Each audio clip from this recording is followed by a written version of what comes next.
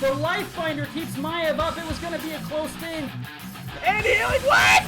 Get out of, no! No! Triple stun again. Big flanks coming out from the Blaze. It's a death metal, though. Death metal into the double, triple kill.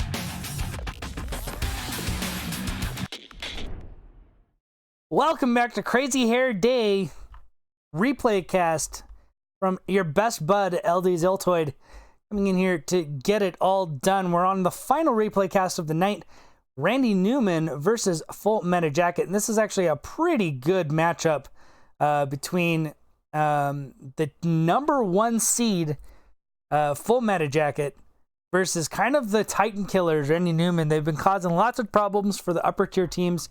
And securing some very big victories for themselves. So I expect actually a really good matchup between these two. Full Meta Jacket's still the team to beat, but Randy Newman, definitely one of those teams that can probably help throw things around there. Of course, I need to turn that ticker off a little bit more frequently.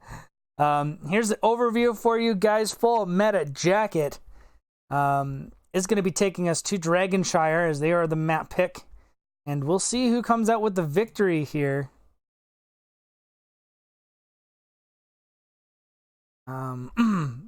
Interesting drafts. One I'm going to talk about a lot is going to be Full Meta Jacket, as there's some things I do have to say about that draft in particular. Certain things I do like about it. So, without further ado, let's kind of get into the game.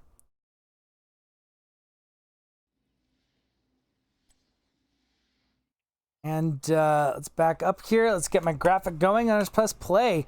On the left-hand side, we have Randy Newman, the team. And Randy Newman playing Hanzo. Randall Newman playing Ragnaros.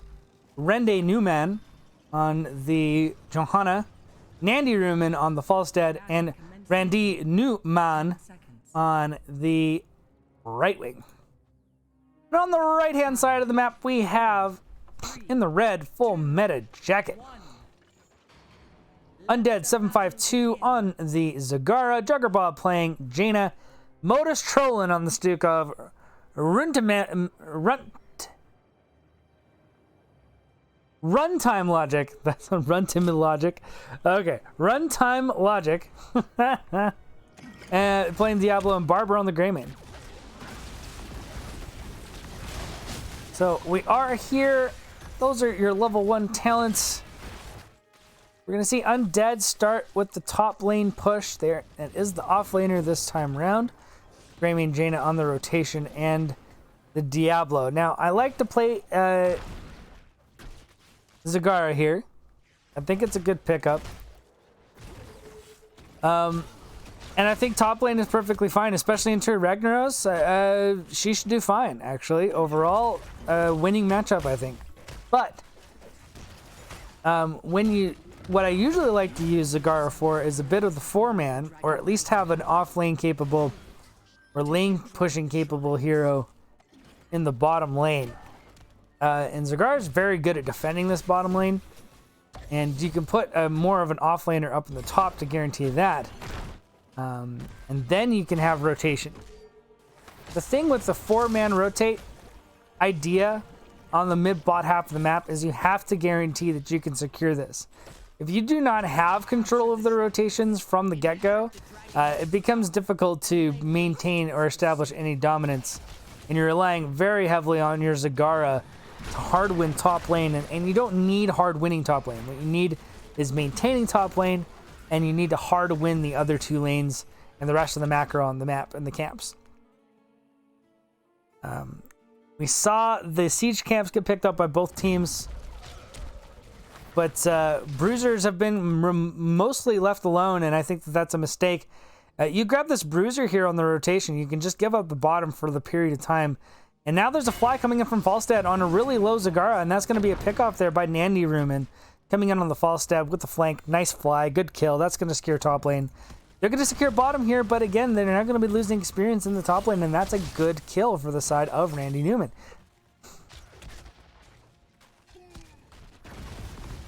Very impactful play. Zagara will be finally making back up to top lane, but the damage is done. The kill plus the extra experience lost in the process is going to hurt a bit. They're going to lose another minion or two there in the top lane before she finally makes the rotation up. Now, she should be able to reestablish control back up here, but they have to consistently watch those flies from Falstad. Right now, we see Stukov, Greymane looking to see if they can actually kind of posture up. The slow comes in. He still has barrel roll available. The dive plus flip after the barrel roll, but we're going to get the teleport from Brightwing, and that's going to be a failed gank attempt. So well played by Randy Newman to make sure that Falstad doesn't die there. And a bit of a misplay there by Full Meta Jacket on being able to get that pick off. And right now, they've been sacrificing a lot here to Randy Newman on the objective. Zagara has reestablished control back in the top lane. But I expect to see another fly up from Nandy Newman as soon as she gets low. That's all Ragnaros has to do. It just has to sit there and poke. And apply the pressure.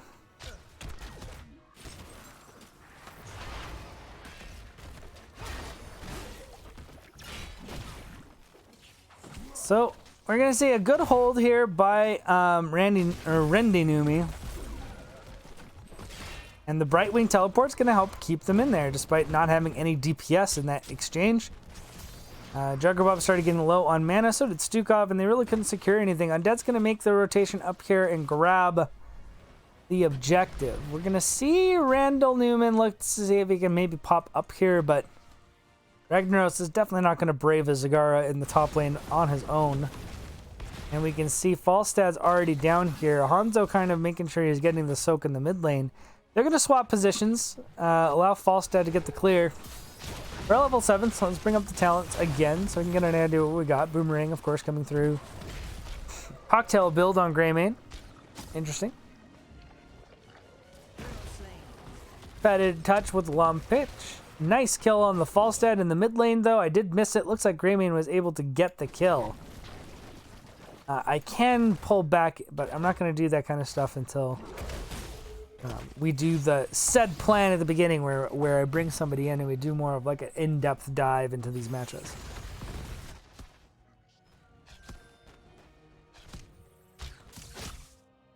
In fact, anybody that has replays in the next week or so from their actual matches that are going to get replay class, you can message me with a request to have your game done if that's something you want. Maybe I'll just open it up to people to do.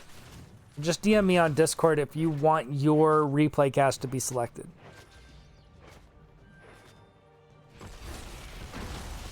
We're going to see the pressure coming out onto Johanna.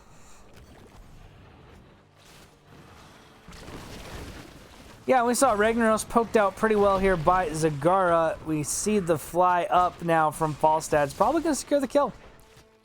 Another auto attack. Another auto attack. He doesn't get it. What a shame. Zagara pieces out. And with Nidus, is just going to be able to pop back to town and... and just then come right back again. Where did she go? Oh, she just popped down to get a tap. Hello, shiny cat.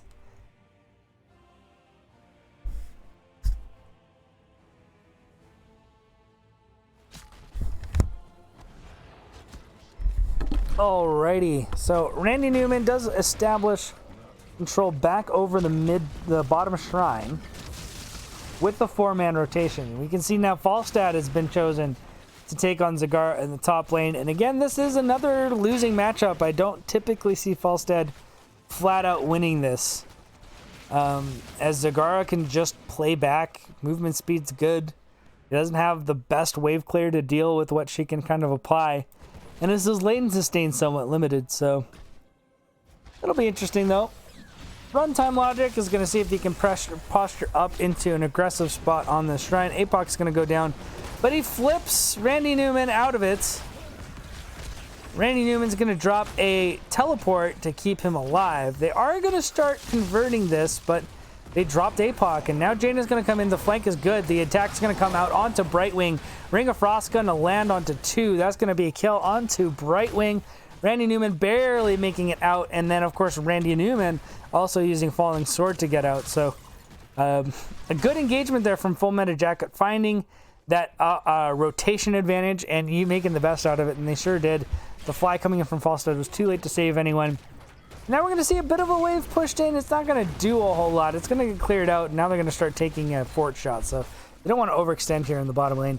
In the meantime, top lane, we have Zagara and Ragnaros going at it, and, you know, Ragnaros is doing pretty good here in this fight.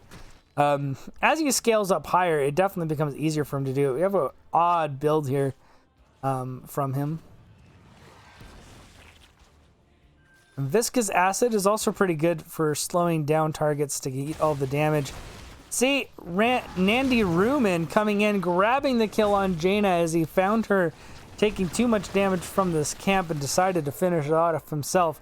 However, the rotation from both Undead and from Runtime Logic was enough to be able to secure the kill back onto the Falstad. So, despite the cheeky play, it doesn't net them any advantage there.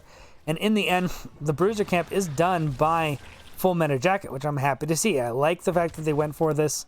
It's going to help this push out this lane, and Ragnaros has to deal with it or he's just going to let it do siege damage. So he's going to do it, but that means he doesn't have any way to push up onto this objective. And now we're going to see Stukov see if he can come down here, and the threat is now going to be on the objective for the first time in this game. Will be the first time we see the Dragon Knight taken by either side. Undead just getting a ton of pressure, and Greymane looking for Randall Newman to actually pressure up. In fact, that was his window. He easily could have jumped onto Ragnaros right then and there, and it didn't really matter. He got the kill anyways, so it doesn't matter what I say, just ignore me.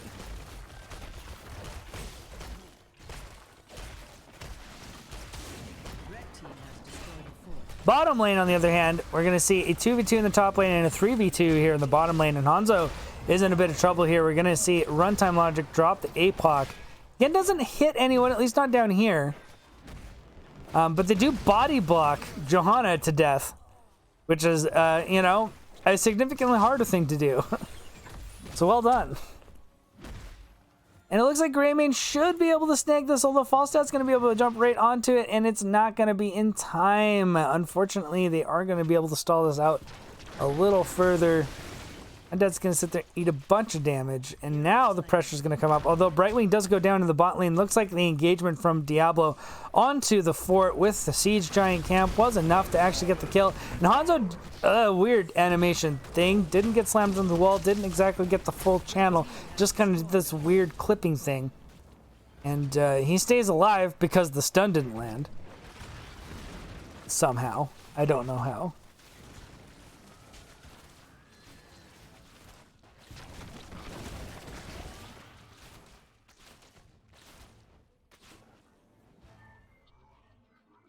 No one's stepping onto the Dragon Shrine. Bottom's going to get reconverted, especially with the fly from Falstad, which I think was completely unnecessary. I guess if he was anticipating a fight, but he could see that there was at least one hero in the top lane and maybe a second.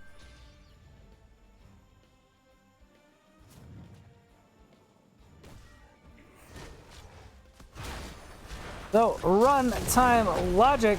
There goes APOC. And I think that's going to be a dead Diablo? Question mark. Good Ring of Frost. Going to help keep him alive. Randy Newman on Falstad, almost dead. And Runtime Logic is somehow still alive. And they might even get the kill onto Randall Newman. But no, they peel him out. And that's still amazing in and of itself. Zagara's going to finally show up and throw a Isle Drop is what they call them, I think.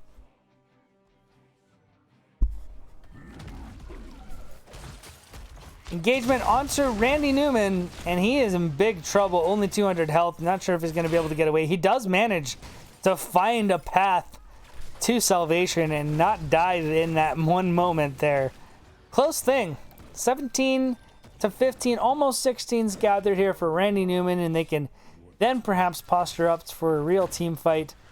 Both shrines have now been channeled. Brightwing Ragnaros are going to make their little sojourn up here to the top.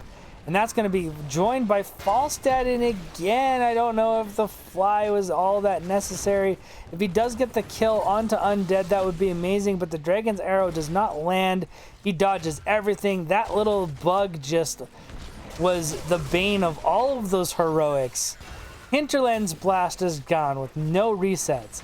Lava Wave has been used in the bottom lane because of the pressure being applied into the bottom keep. I mean, they could flat out lose this keep for this over-rotation in the top lane. The bees are going to come back out. See if they can stop this. Randall Newman gets into his Molten Core to help save the fort, and it is enough, but that does mean it won't be available if they also manage to lose the objective anytime soon here. And looks like Undead's going to pop back onto this. He's going to keep pressuring it. So Johanna has no choice but to stay here. And I think as long as Zagara is doing things like this, like getting full rotations from 2 heroes to deal with it, that's a victory in and of itself. We're going to see Falstad get the channel here in the bottom lane. But that's going to be 2 camps got by full meta jacket. And that's going to apply pressure that has to be dealt with. So... but this is definitely one of those opportunities where you can kind of get in and sneak if you're distracted somewhere else on.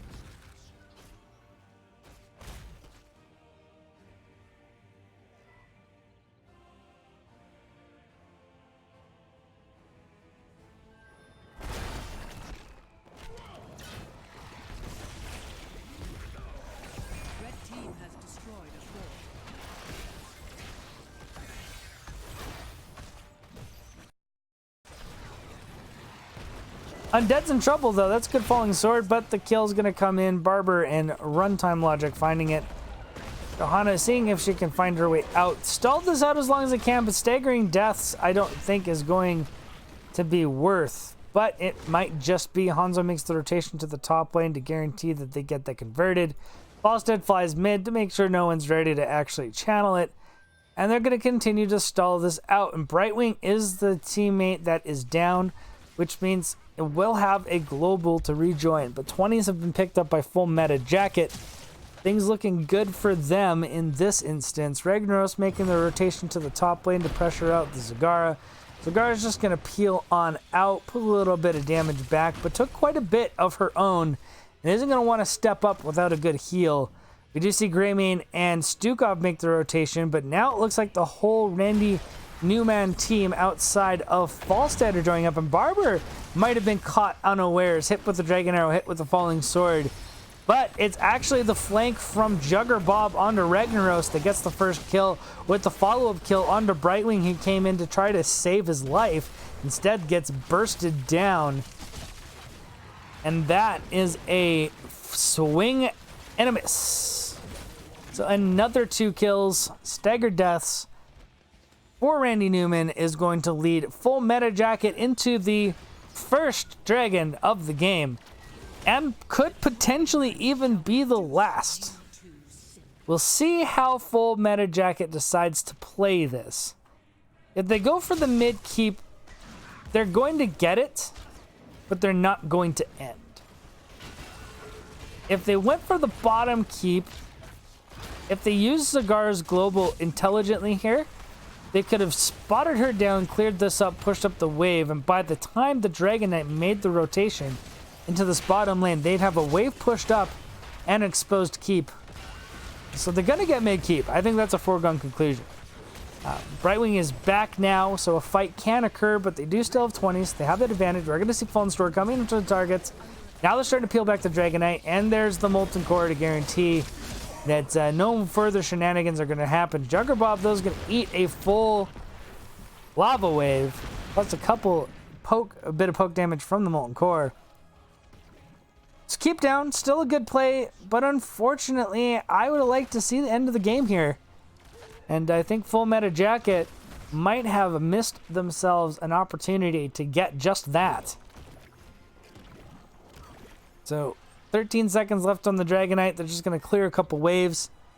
And we're going to go back to the back and forth. And this is the thing. You don't want to give opportunities to your opponents to come back, and hitting level 20s in particular is definitely one of those ways. Well, what the hell just happened? Control 1 does not do whatever the fuck that just happened. That was weird.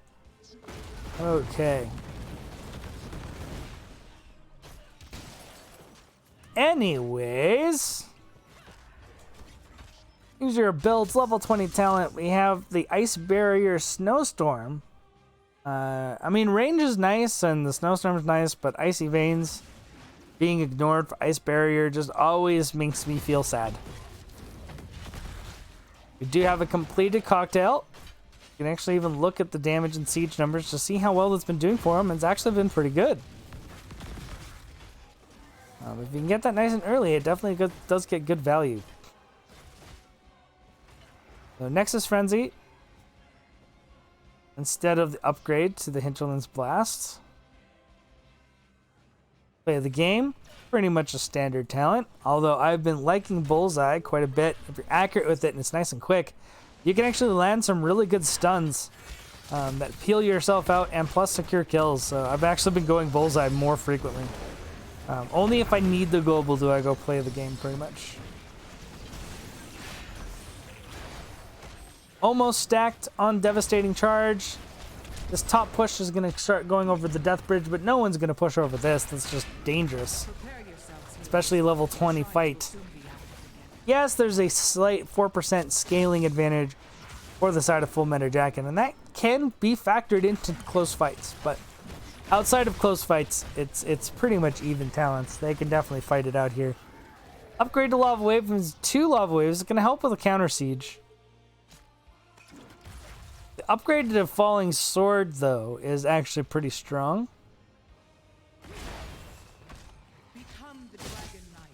It has a significant increase in damage output and the cooldown reduction, but that's a great engagement onto 3 targets with a great APOC, and that is going to be a popped Ragnaros. Though Barber getting super low, not entirely sure if he can peel out, but he does. Runtime Logic making some good plays to make sure that he doesn't eat any more of that damage. And Top Keep did go down with that camp. Unfortunate situation for Randy Newman. They are running out of time to make something happen with that kill on Ragnaros. They also have no way to de-push these lanes, so they have to send Hanzo back to deal with it. He's not the fastest one to clear, especially since they did not take Exploding Arrow. And that means he has not the best wave clear. The only thing helping that is the Piercing Arrows.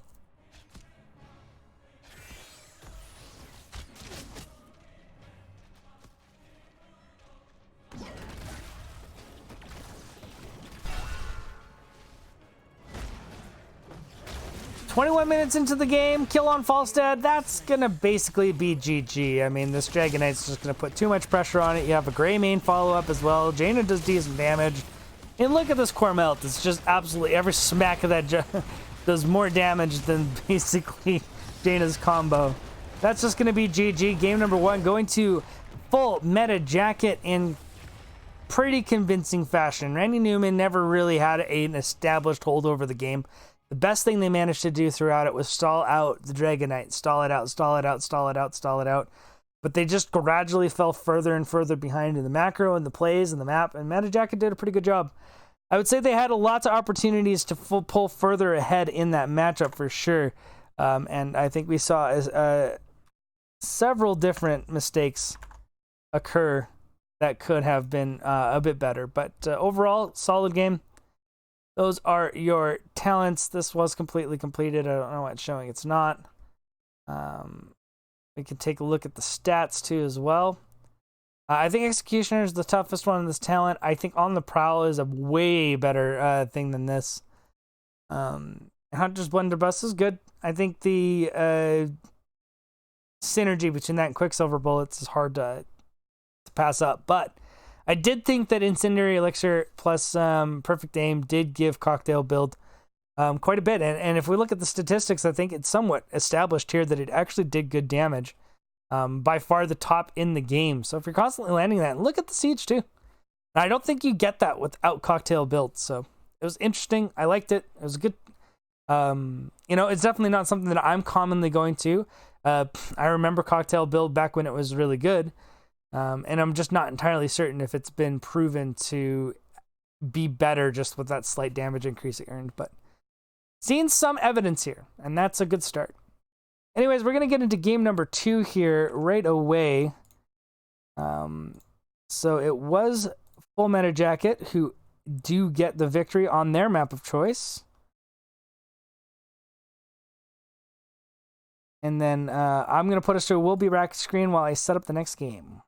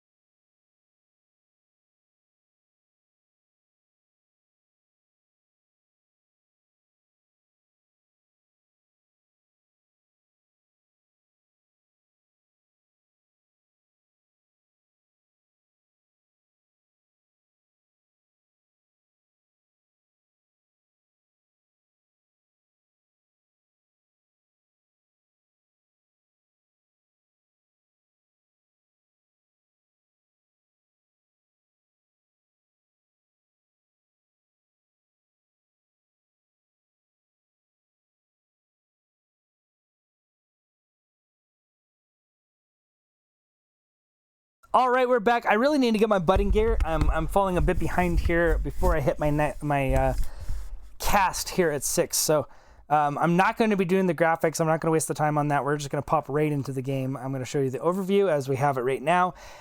It was the map pick did go to Randy Newman, and we'll see who comes out on top in this matchup here. Let's get into it.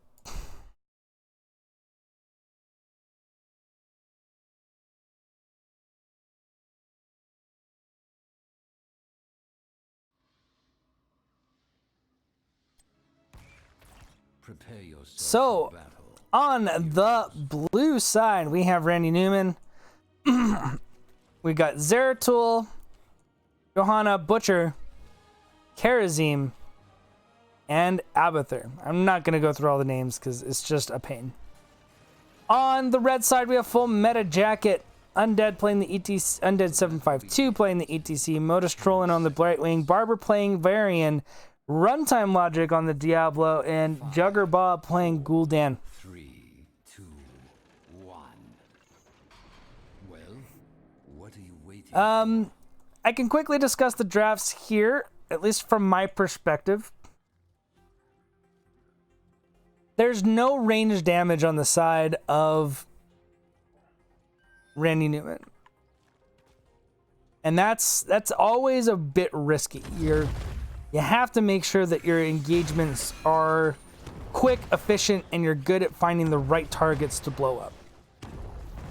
And they do have a few disruptive things to this dive, which of course is the Brightwing, ETC, lots of frontline. The good thing, though, is that in almost all of these situations where they're fighting, Butcher's gonna kill whoever he's on, as long as he stays alive. And with Abathur Hat, that's pretty easy to do. And Karazim's going to add a lot of damage to the blow up, and we're going to get Iron Fists. So super aggressive. They stack Butcher quickly. He can really melt through almost any target he gets on top of, outside of the hopefully Emerald Wind plus the polymorph.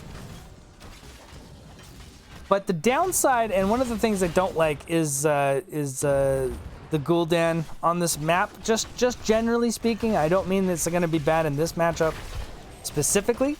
I think he's a strong hero and he does a lot. But what I don't like about him is he's a low mobility hero on a huge map where being able to run through lanes quickly rotate to bosses, rotate to camps, rotate to lanes, rotate to objectives fast is a important thing. And Gul'dan doesn't do that well, A, outside, no better than anyone else. And B, if he's not in a situation where he can run behind forts and structures, a composition like this is going to have an easy time getting onto Gul'dan.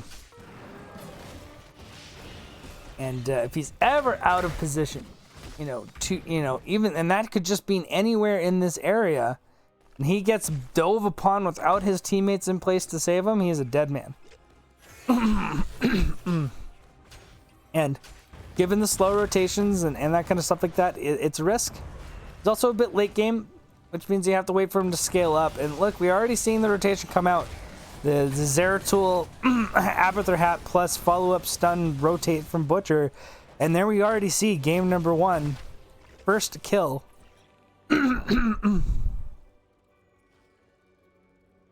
Yeah, I see exactly what you're saying there, Jugger Bob. And that's kind of my point in the long run here, is the fact that Gul'dan isn't going to be able to stay alive here. It's going to be difficult. It's going to require lots of peel from your team, because Gul'dan can't do anything about it. Like, he just straight up is just stepping up to do what he's supposed to do in team fights. And the whole time, he's just going to get dove by Butcher Zeratul. And is there enough save features on the side of Full Metal Jacket to guarantee that Gul'dan doesn't die? It's going to be rough. Getting to the late game, you have a few more tools, but you can't use things like Consume Soul, which is why I see the improved life tap, which I appreciate. Consume Soul is better, but if you're never fighting in lane, then it doesn't really do you all that much good. So no Consume Soul. I definitely, if I were you, not go the spell power increase with healing reduction, because you're going to be the main target. Good. That'll help. At least against some of the damage from Abathur and Zeratul. So that's a good build. I like it.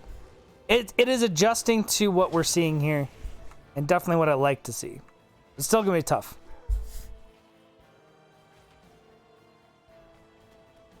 And here comes the engagement, and runtime logic is also in a bit of trouble. And Diablo's going to struggle as well. His low mobility can be punished here, like big time.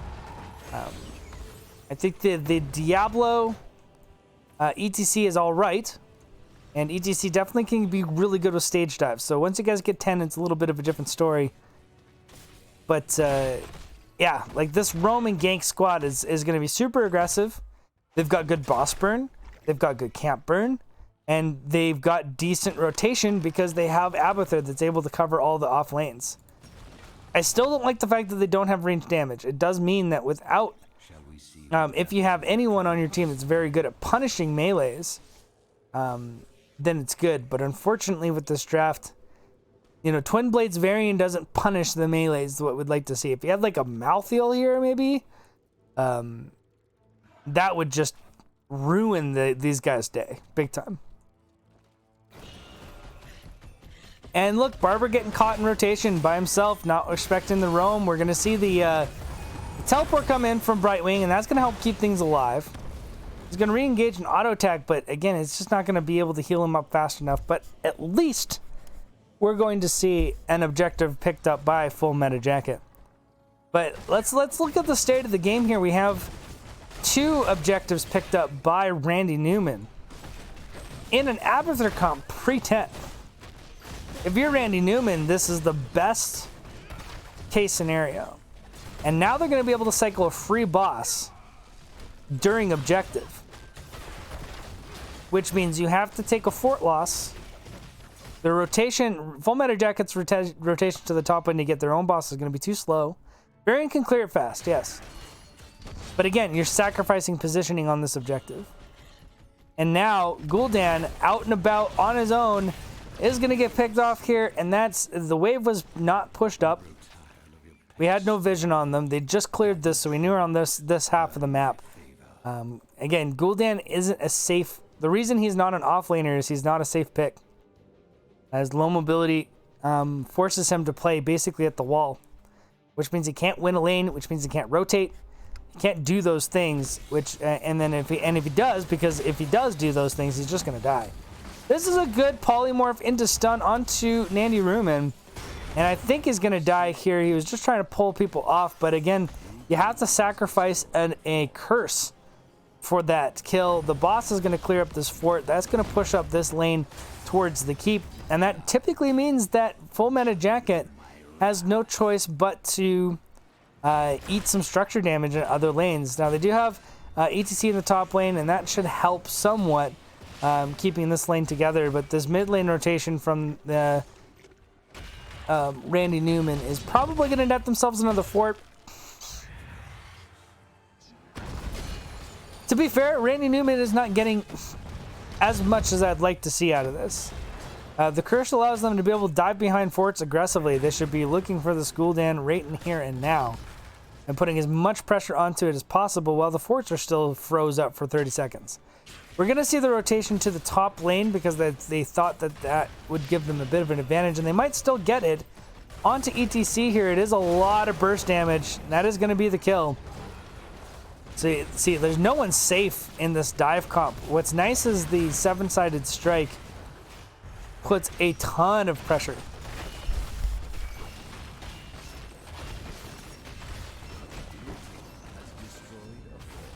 Let the curse end. But 2 forts isn't the most you want to get out of a curse, especially since you have to stack another one. They didn't manage to get any more kills than ETC, although that might be changing here as Runtime Logic's in a bit of trouble. Stage dive into APOC, and the silence does come out on Gul'dan, and that's a bit of a problem as he's the main damage dealer. That's a 4-man Void Prison. Newman looking to see if he can pick off the Gul'dan as a split. But this might be an okay fight for... though Diablo peels off... ETC staying alive. Yeah, this fight is better from Full Meta Jacket. I was actually concerned. And look at this. We did not see Clone come out from Randy Newman in that fight. And that is an example of a throw camp, if anything I've seen. All of that advantage they managed to get up to this point might be a moot, as they have nothing to defend against this boss in the top lane. That's going to push up easily. 13s were gained first, and so it's not a huge momentum swing, but it's a significant one. Right wing should be able to clear this up fine. The boss clear wasn't as fast as I'd like to see, but again, we have Gul'dan split into the bottom lane, and that just shouldn't be where he is. The only people split into the off lane should be the globals, with ETC and Brightwing being the main ones. These two are your main damage dealers. They need to be with the 4-man at all times. And I've just been seeing these two split off into other lanes way too frequently. And now this boss, despite them getting it free, is going to be easy cleared. And it's not going to get any value. It's missed opportunity big time for Full Meta Jacket on that boss play, because of hero positioning. And we have Gul'dan popping in here. It's a good play. VP's going to actually get baited out, and they're probably still going to get this kill onto... oh, the heal comes in just barely in time. Then that was a good play. In the end, it actually worked out great because you did get VP out of it, plus a camp. And that's a good play. That's definitely going to help reestablish things in your favor. Or Full Meta Jacket. I shouldn't keep saying yours and stuff like that. It's not like I'm doing I'm not doing a review here. Anyways, nice play by Randy Newman dropping that silence there, but it's only 2 heroes and the clone came out late. So the Fear plus Emerald Wind doing great work in peeling out Gul'dan. They're going to get the clone down. Jugger Bob still being pressured hard by the team of Randy Newman. But you survived. Jugger Bob makes it through, does not die. Lots of ultimates were dropped there. No kills on either side, so it was a bit of a net loss for both teams. But the fact that Gul'dan didn't die probably means that they actually get out of that.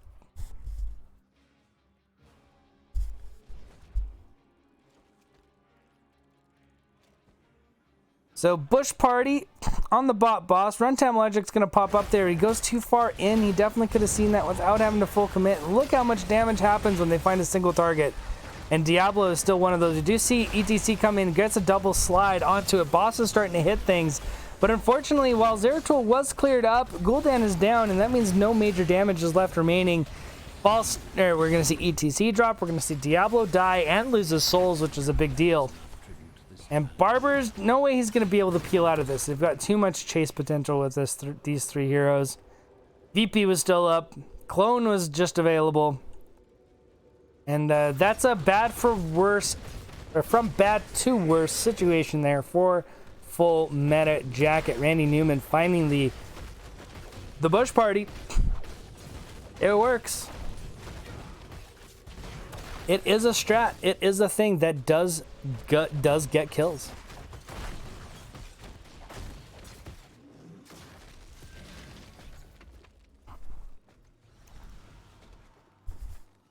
So that's going to be objective and boss. Now, this boss here is going to be able to push up onto keep. Now, even Talontiers means this is completely defensible.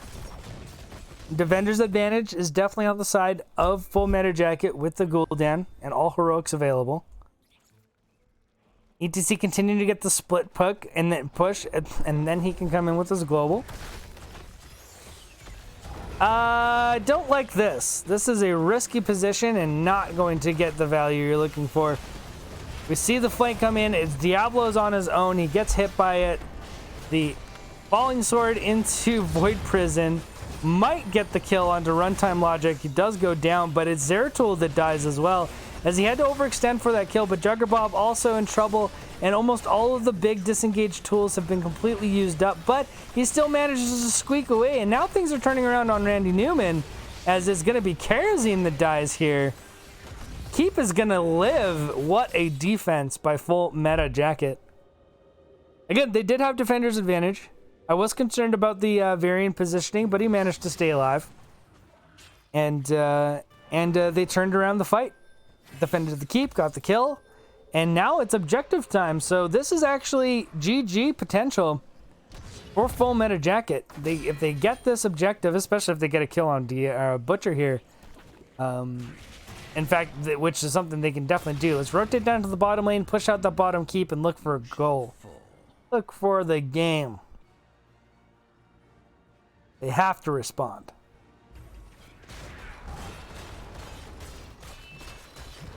"15 seconds on Johanna.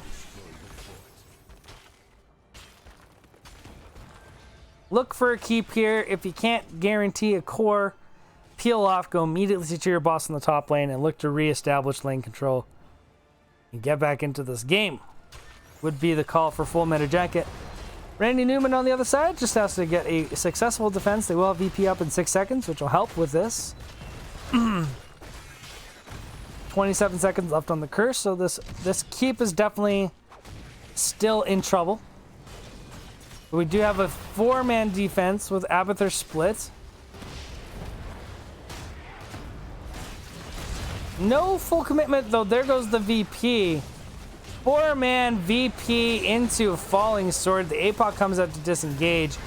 Zeratul trying to get in that pickoff, but great disengage and heals there by all the disengage from the tanks, keeping Juggerbob alive. Very well played, but unfortunately, because of the VP, because of the counter fight, we did see Randy Newman get exactly what they wanted out of that.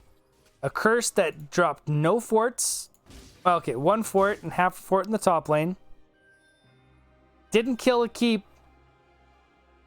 And reset the objective score for full meta jacket. So now we have the race of 20, which is established in their favor. And we have a boss pit throw potential here.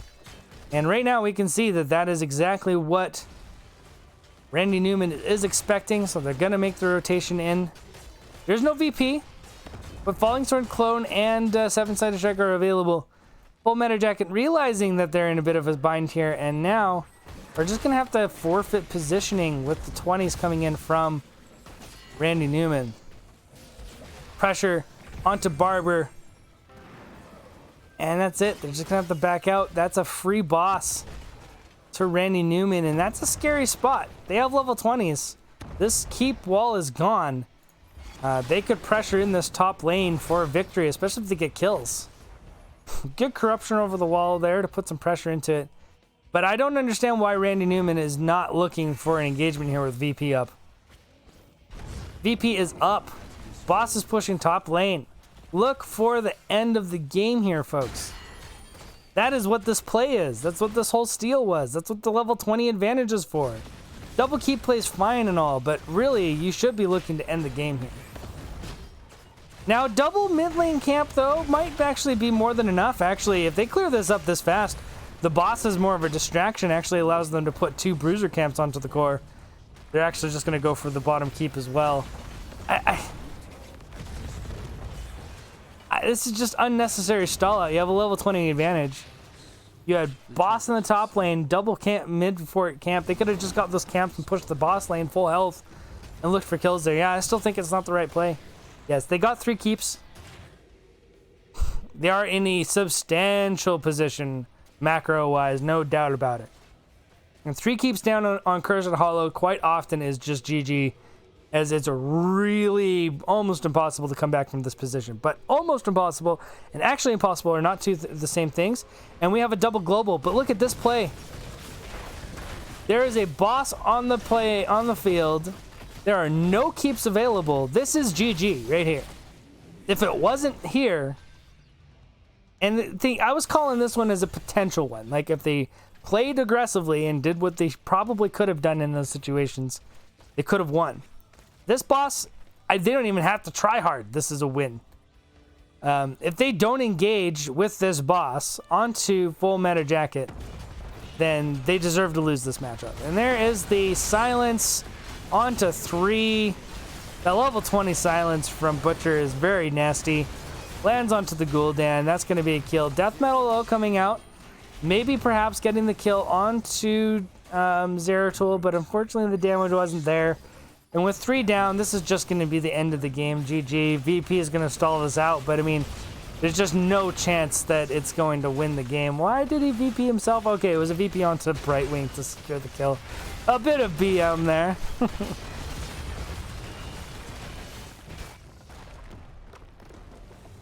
And there are your end of game statistics. We saw Varian actually dish a lot of damage.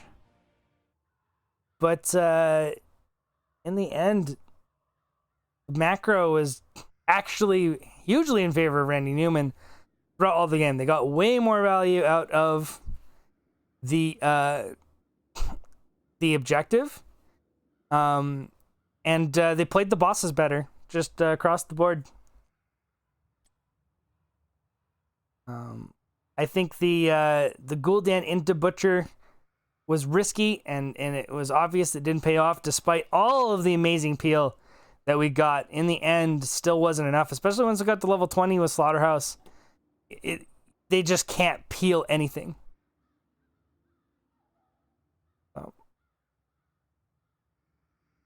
That's going to be game number 2. Let's get to the game number 3, as I've got to move this along. All right. Let's just swap this over. So that was blue team wins. And we have one more matchup. I'm just going to check to see who is Matt picked.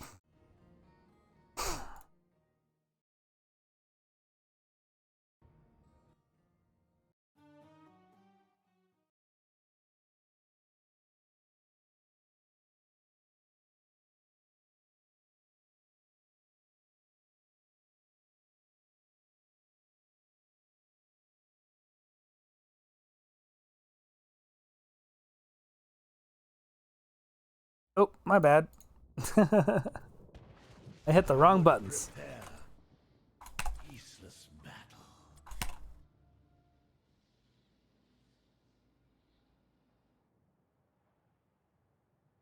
So there you have it. We're going to Sky Temple, picked by Full Meta Jacket.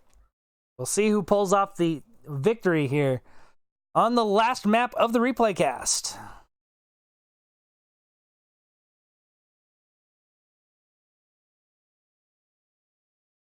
Again, I'm not going to bother with the I'm not going to bother with the graphic. We're just going to get right into the game. On the blue side, we have Randy Newman looking for that upset victory over Full Meta Jacket here. We have Tychus, Diablo, Sylvanas, Lucio, and Blaze. And on the right-hand side, looking to maintain that undefeated record at the top, Full Meta Jacket. Barber on the Cassia Undead 752 playing the Irel. Juggerbub on the Jaina, Modus Trollin back on the Brightwing, and Johanna is going to be played by Runtime Logic.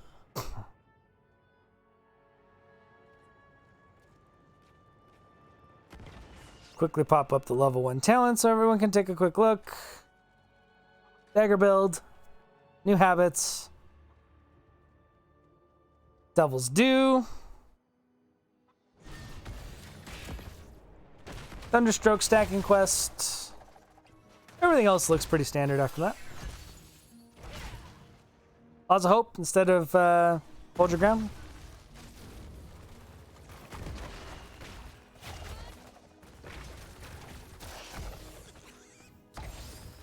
Randy Newman taking some pressure here in the bottom lane.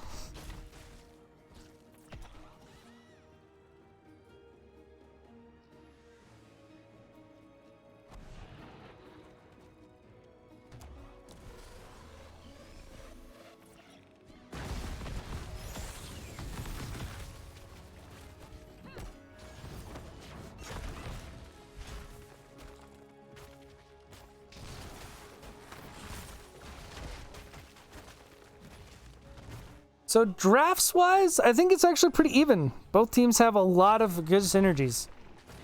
I really like Sylvanas. I like Tychus with Lucio. It's all really good. I like on this side, Cassia Jaina is a good combo. And Rel has really been quite good. Brightwing, I'm still never 100% sold on, but it's been working out so far. This big camp invade, it's a 4v5 here in the bottom lane. 4v4, sorry. As Tychus had peeled out. But in the end, it goes in favor of Randy Newman. They might get the pick off here on Cassia, but the damage isn't quite there as Tychus was split. Arel was getting split lane soak, though, and that was just an attempt on an invade. The camp had already been picked up by Full Meta Jacket, so... macro so far on this map is looking pretty good for Full Meta. A little bit of a different story from Cursed Hollow, where I felt like Randy Newman, just, you know, with the composition that they had, was really good with the early pickoffs, and they got lots of value out of everything that they needed to on objective wins and kill pressure. They don't have the similar comp here. This is going to be a heck of a lot more designed around just trying to amplify objectives, camps, and things like that, and just generally win team fights. I do like Johanna into Tychus. I also like Brightwing into Tychus because Brightwing's polymorph can nerf the minigun really hard, and so does the blind. So like on top of all that, and Cassia for that matter is actually pretty good into Tychus for that same reason. If she doesn't take any damage from it, and if you're not CC'd. They do have decent CC. I mean, Diablo and Blaze are very strong crowd control heroes. But I like Arel. Arel really disrupts up a lot of what they're trying to do. Any clean engages are not going to happen, and she can eat a lot of it. Let's I'll pop up the talents again at level 7. See, 4-man push, using that Sylvanas to get some good value, and it's definitely plays I like to see. Mid-soak isn't being picked up. We are getting the channel from Randy Newman in the top lane. He's going to get pushed off of that pretty quickly. Arel is never going to lose that matchup to Blaze. But Blaze doing the smart thing, saying, you know what, you're right, I'm not going to win that fight. But why don't I just go put a little bit of poke in here? Maybe come back up, see if I can harass Arel a little bit, at least slow down her getting the objective. But I don't think Blaze wants to sit here and duel Arel. That's just never going to work out. On the mid shrine, however, we're going to see the 4v4 come through. And looking good for Full Meta Jacket at the moment. In fact, Blaze is going to make the rotation down, realizing he's not getting anything done, but then they just grab the vision, look like they're going to rotate back up, and look for the kill on Arel. That's an okay move, except for the problem here is the top shrine has been mostly cleared. Arel has done exactly what she needed. A great teleport coming from Brightwing to keep him alive. So now the counter engage might actually come back out, and that could be actually a risky situation. Good Blizzard hitting lots of targets. That top camp is still pushing up as it was closer to the wall, and it cleared out the other camp actually pretty much with it. And that's a good spot for full meta jacket starting up this game. And yeah, they channeled almost all of top, and then they channeled about half, if not more than half, of the mid shrine too as well. And that's a good opening phase. That's exactly what you like to see.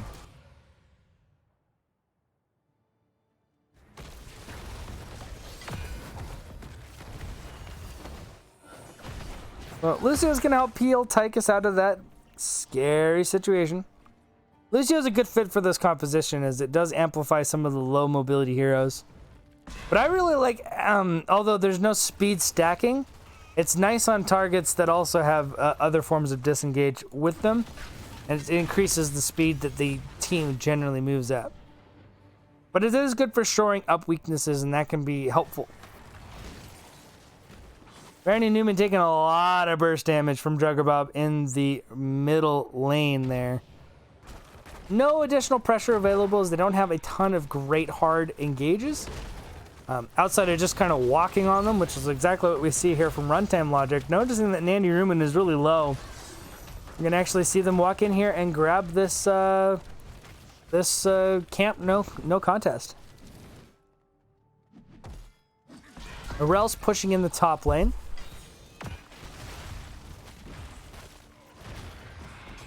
And now the engagement's coming out from Randy Newman with the Diablo. He's going to eat a bit of damage for his trouble, but not nearly as much as Johanna has on the retreat. And that's a pretty good disengage, but also quite a bit of pressure applied by Randy Newman to kind of force the disengage to come out. And Arel just uncontested, doing whatever she wants, whenever she wants. You're going to see the 5-man push in the mid lane. This is an interesting approach, but trying to make up for some of that lost structure damage in the mid lane from before. Maybe they can snipe this well, but it looks like they're just going to get towers. Pressure's going to be applied onto Sylvanas. She's going to be able to use her Haunting Wave to escape. And that's going to be that. And Arel's just going to pop back up to the top lane and steal another lane of experience, I think. No, looks like he's just hanging out to see what the rotation is going to be like. We're going to see actually 3 to 4 rotate up to the top lane as they are down 10s.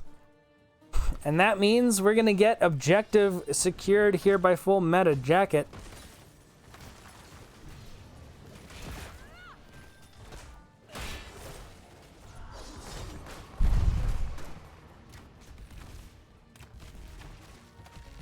And yeah, that's probably going to secure 2 forts.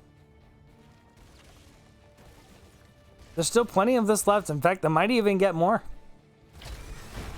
We're going to see the split push coming in. Arel having to drop the Ardent Defender to stay alive. Cleanse comes out from Brightwing to keep them both alive. We see the rotation from Barber. And Black Arrows are going to drop onto the fort. They really want to try to secure this as they are falling significantly behind the structure. But here's the Odin, which I think is a late pop. I think this needed to come out earlier. And would have secured this fort and put a lot more pressure into it. Look how much damage is done so far. This Odin could have flat out killed Barber and Undead if it was popped at the start of that fight rather than later. Sort of an unfortunate timing there for Randy Newman because this macro play was actually pretty good. They did get the fort. They did secure it. They did put so much pressure onto FMJ that they didn't want to actually push into this. And almost died because of it. So I think popping that Odin a little earlier probably would have helped secure some of those kills. And things might have flipped around a bit here for Randy Newman. As it stands, they're pretty much even. They're still slightly behind in experience, and they're 1 fort behind in structures. And even then... no, that's pretty much the crux of it. It's just 1 fort advantage.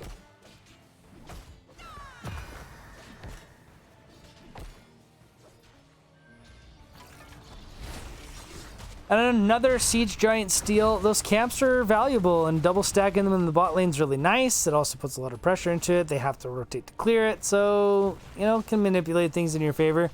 But a good bruiser camp in the top lane, plus a Tychus is going to put things a little bit rough. But, you know, Rel's just going to sit here and pressure in. She can actually heal through a lot of it. Of all the heroes that doesn't seem to suffer nearly as badly into Tychus as some others, I would say Rel is one of them. Almost about to hit 13s. I forgot to show us the level 7 talent, so let's take a quick look at things. It is into the rhythm. That's exactly it. That's the exchange I was talking about. Irel can just kind of live through it. Honestly, if she'd taken the armor reduction, the basic attack armor reduction, that matchup 100% goes in her favor every time. She can easily heal off the Q, and she just flat out wins because she takes no damage from him. As percentage damage only does a percentage of damage done, not potential damage. So that 40% nerfs the trait. Actually good. Runtime Logic is see if he can pick off a Sylvanas by himself. Generally not going to work out. But here's the thing, Full Metal Jacket doesn't need to do anything. They have a substantial advantage here in structures. Yeah, they'll lose a fort, maybe 2, but they'll start doing keep damage here very shortly. And that's definitely a huge advantage over top of Randy Newman. Randy Newman looking for a pickoff, though, and might actually find Cassia in the mid lane. That kill's going to go their way. They will finish the channel here in the bot lane. No macro advantage gained from this kill, but still a good kill all the same for Randy Newman. In fact, it's going to help put them almost into experience parity with this channel. They're not desperately behind in structure damage. Just a well, and the keep walls are more healthy. But only the bottom keep wall is the one in danger. So things are... That kill actually netted out almost an even trade in the end here, as they couldn't aggress onto the mid lane despite having the rotation advantage due to the earlier shrine pickup. Randy Newman making good plays. Here's a Blessed Shield, though, onto Tychus, and he might actually be in big trouble. We're seeing this weird Stormfront build.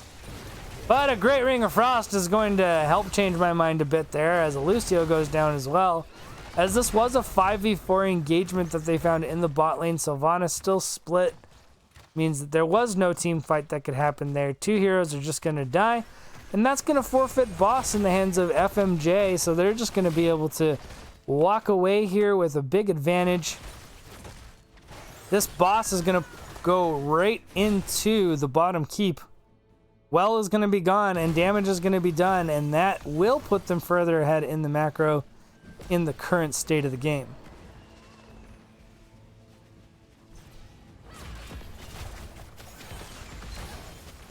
Or game state. And that's going to be stacked with Giants, which is also really nice. With the wave Giants, full push from a team. I'm happy to see Full Metal Jacket not funneling through one area and looking for good places to get a flank. What a great Irel engage. She's just going to drop the Ardent Defender. Stay alive, perfectly fine. That kill's going to happen onto Diablo. Resets the souls. Undead getting really low, but again, it's an Irel, and he just heals up basically to full. This boss is still getting a ton of pressure, and this keep might just be a good goner. Odin does come out. Ring of Frost lands on 4, and that is going to be devastating. We might be looking at the end of the game here. Full Metal Jacket finding a fantastic combo. Northern Exposure and increased Stormfront. Not bad. I actually like it. I still don't think you give up. I don't think you give up Icy Veins. You still get that damage whether you have Stormfront or not. But I don't know. It looked good there. It did a pretty good job there. And boss is cleared. Health bars are low. But Siege Jamps, Catapults, and a full 5-man squad on the core is going to guarantee the victory. That's going to be GG. Well played. Full Metal Jacket taking the 2-1 victory over Randy Newman. But again, Randy Newman definitely showing that they are, you know, a threat. They are very good at taking out the top teams. They like to play up, and we saw quite a bit of that this game. It was not a clear side victory on either side of the map for the first 2 games, and really just a couple things went badly in this one, and Full Metal Jacket just managed to use those advantages